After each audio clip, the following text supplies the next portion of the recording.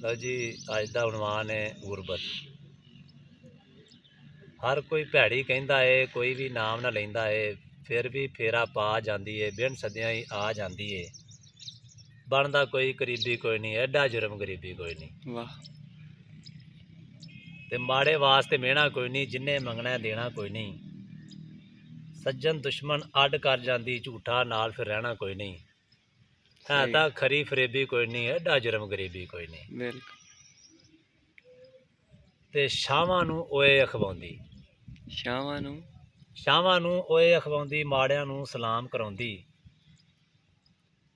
ਤੇ ਮਹਿਲਾਂ ਦੇ ਵਿੱਚ ਰਾਜ ਵੀ ਕਰਦੀ, ਬੜਿਆਂ ਨੂੰ ਅਖਲਾਕ ਸਿਖਾਉਂਦੀ।